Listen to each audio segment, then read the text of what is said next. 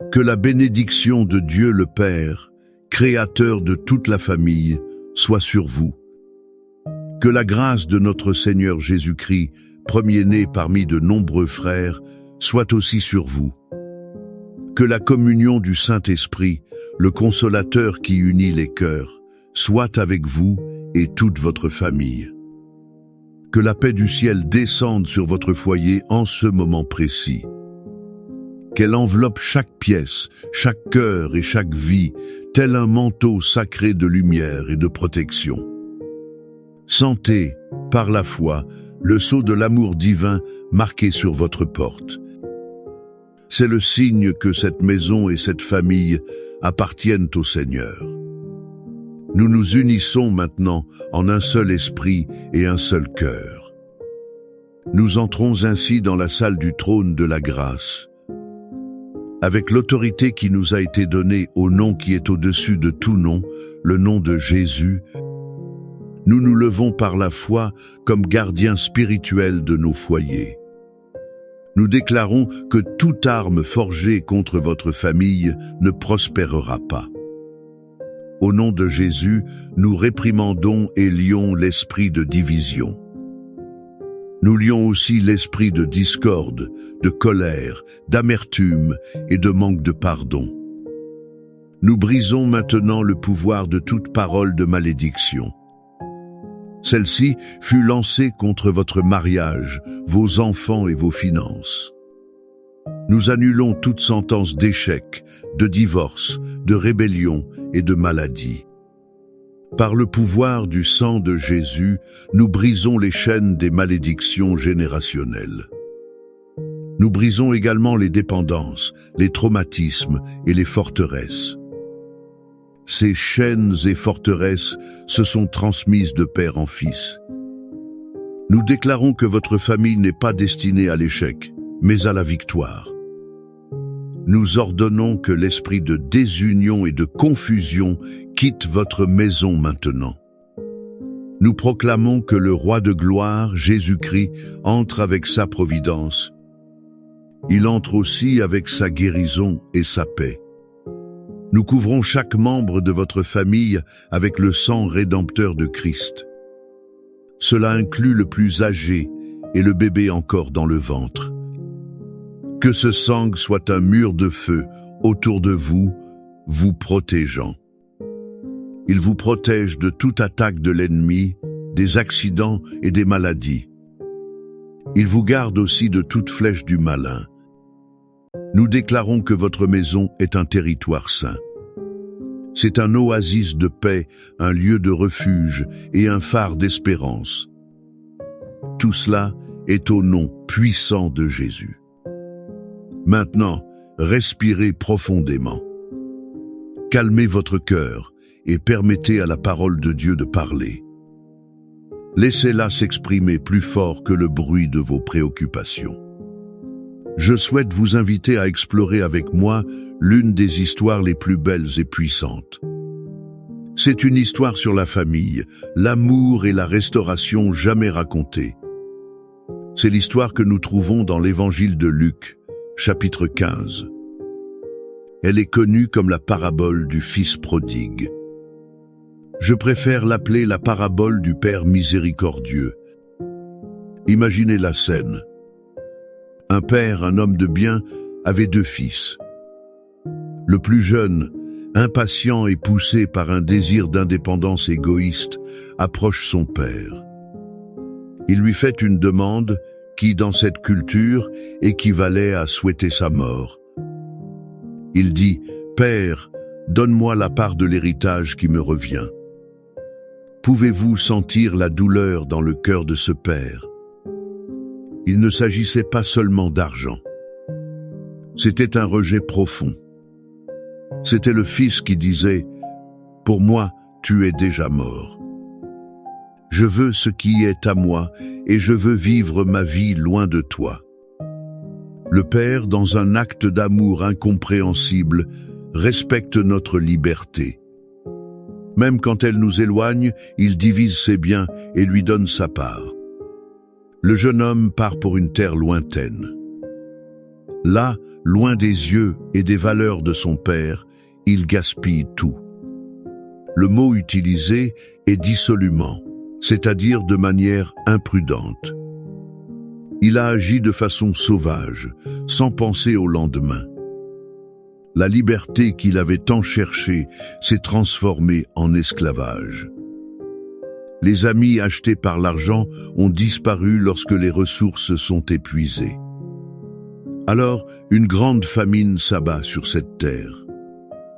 Celui qui vivait auparavant dans le confort de la maison paternelle a maintenant faim. Sa dégradation atteint le point le plus bas. Lui, un jeune juif, finit par s'occuper de porcs, les animaux les plus impurs. Il aurait même souhaité manger la nourriture qu'on leur donnait. Pouvez-vous imaginer l'odeur, l'humiliation et le vide profond dans ce cœur? C'était le fond du gouffre. Mais c'est au fond du gouffre que la grâce trouve une brèche pour entrer. La Bible dit qu'à ce moment-là, il rentra en lui-même. Il se souvint de la maison de son père.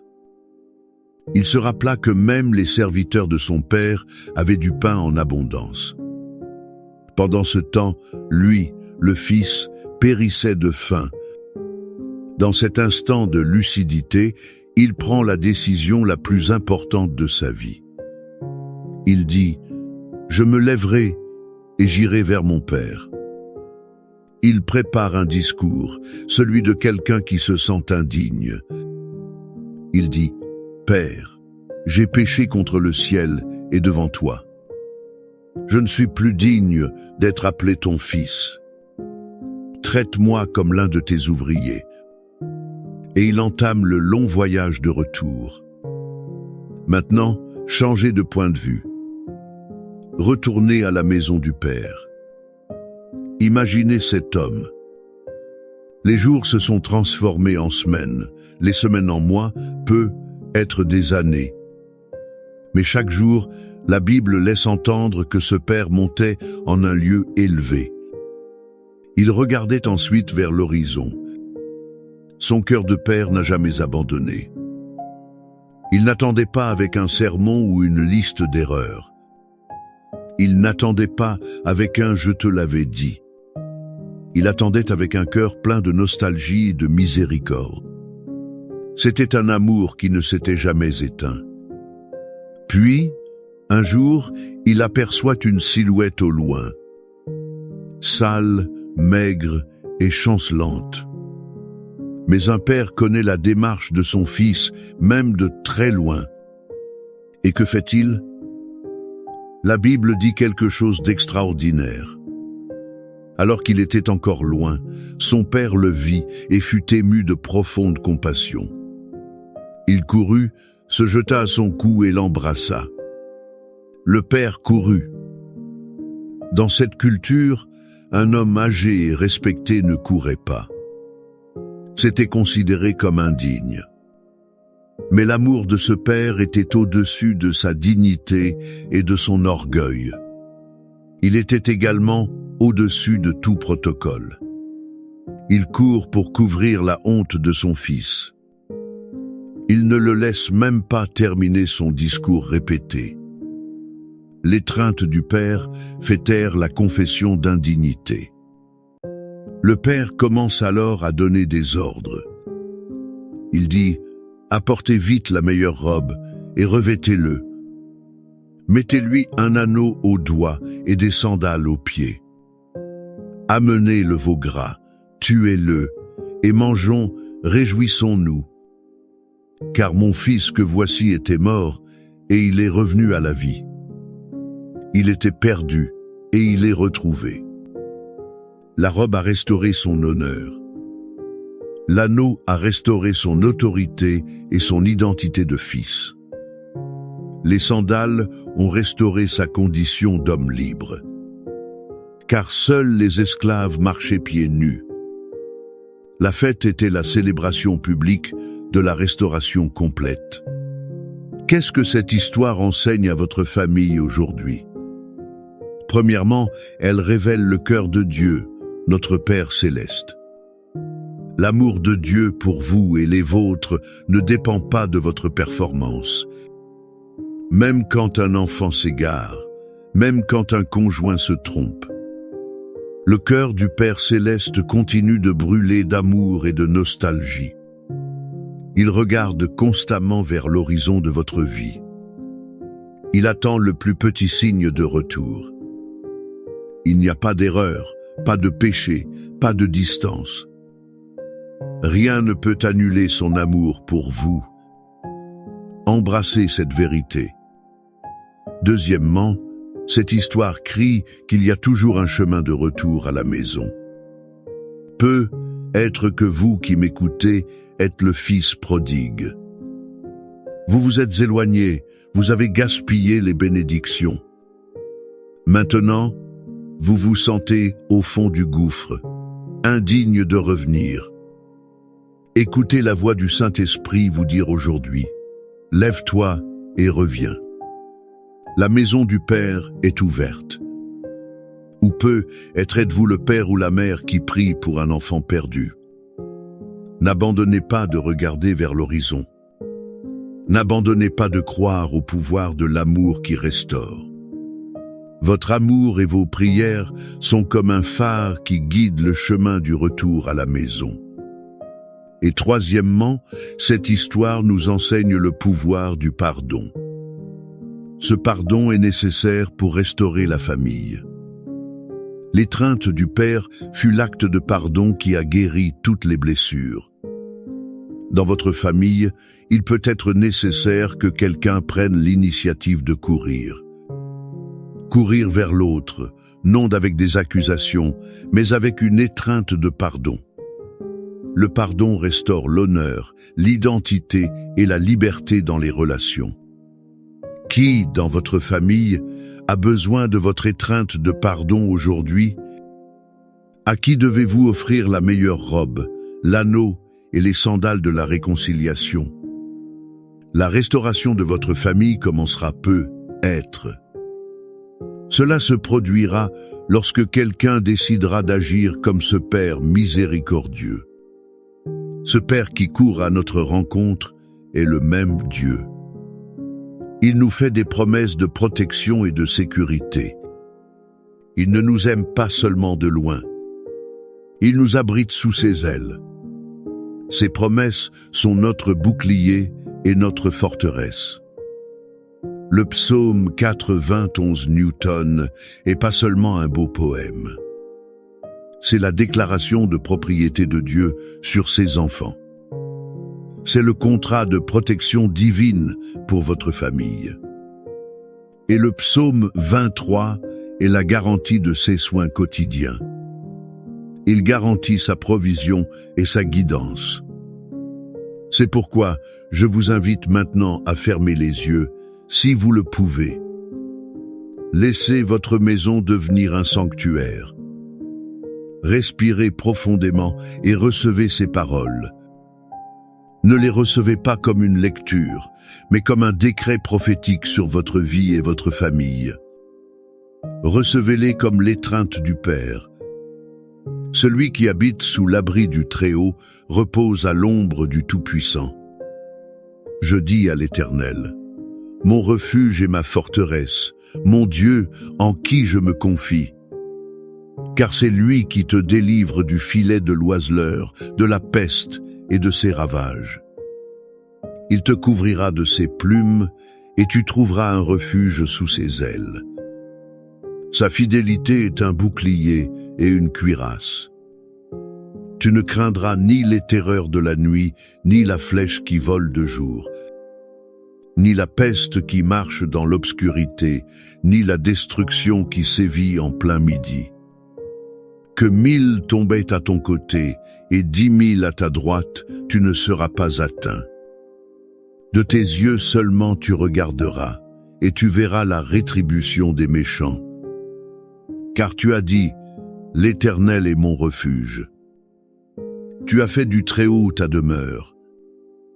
Aucun mal ne t'arrivera, aucun fléau n'approchera de ta tente. Car il donnera ordre à ses anges de te garder dans toutes tes voies. Ils te porteront sur les mains, de peur que ton pied ne heurte une pierre. Tu marcheras sur le lion et sur l'aspic, tu fouleras le lionceau et le serpent. Puisqu'il m'aime, je le délivrerai, je le protégerai, car il connaît mon nom. Il m'invoquera, et je lui répondrai, je serai avec lui dans la détresse. Je le délivrerai, et je le glorifierai. Je le rassasierai de longs jours, et je lui ferai voir mon salut. Père bien-aimé, à la lumière de ta parole puissante, nous nous présentons à toi. Comme le Père du Fils prodigue, ton cœur aspire à la restauration des familles. C'est pourquoi nous prions maintenant pour chaque famille qui écoute cette prière. Nous prions en premier lieu pour les fils et filles loin de chez eux. Ceux-ci sont dans une terre lointaine, gaspillant leur vie. Père, qu'en ce moment, où qu'ils soient, ils puissent rentrer en eux-mêmes. Rappelle-leur l'amour du foyer et la sécurité de tes bras. Envoie ton Saint-Esprit pour les convaincre du péché. Crée en eux une nostalgie insupportable de ta maison. Nous brisons toute cécité spirituelle et toute illusion du monde. Ces illusions les maintiennent captifs. Nous déclarons qu'ils reviendront, non comme des serviteurs, mais ils reviendront comme des fils et des filles aimés. Prépare le cœur des parents à les recevoir. Qu'ils les accueillent avec une étreinte de pardon et une fête de célébration. Nous prions pour les mariages en crise et les couples. Ceux-ci vivent comme des étrangers sous le même toit. Seigneur, déverse ton baume de guérison sur les blessures. Ces blessures proviennent de la trahison, des paroles dures et de l'indifférence. Restaure la communication, le respect et le romantisme. Que mari et femme puissent courir l'un vers l'autre. Qu'ils se rejoignent dans le pardon et la réconciliation. Que ton amour soit le fondement qui reconstruit ce qui a été brisé. Nous prions pour la réconciliation entre parents et enfants, entre frères et sœurs. Là où il y a des murs de silence, de douleur et de ressentiment. Que ton amour les abatte. Donne l'humilité de demander pardon et la grâce de pardonner. Restaure l'unité, la joie et l'harmonie dans chaque foyer. Seigneur, comme le bon berger du psaume 23, nous déclarons: Tu es le pourvoyeur de chaque famille. Là où il y a manque, qu'il y ait abondance. Là où il y a des dettes, qu'il y ait des miracles financiers. Là où il y a du chômage, ouvre des portes de provision. Que le pain ne manque jamais sur la table. Mais que, surtout, ta présence ne manque jamais. Et nous prions pour la guérison, Seigneur. Guérison pour les corps malades, de la maladie la plus simple à la plus complexe. Et guérison pour l'âme. Guéris les souvenirs douloureux de l'enfance et les traumatismes. Ceux-ci proviennent de l'abandon, de l'abus et du rejet. Restaure la joie de vivre. Remplis chaque cœur de ta paix qui surpasse toute intelligence. Je vous invite maintenant, par un acte de foi, à écrire. Écrivez dans les commentaires le nom de votre famille ou le nom du membre de votre famille pour qui vous intercédez. En écrivant, vous les placez sur l'autel de Dieu. Vous les confiez aux soins du Père miséricordieux. Recevez maintenant la bénédiction finale. Que le Dieu de l'espérance vous remplisse de toute joie et paix. Cela se fera par la foi que vous avez en lui, afin que vous débordiez d'espérance par la puissance du Saint-Esprit. Que le Seigneur vous bénisse et vous garde. Que le Seigneur fasse luire sa face sur vous et qu'il vous fasse grâce. Que le Seigneur lève sa face vers vous et vous donne la paix. À vous et à toute votre maison, aujourd'hui et pour toujours. Amen.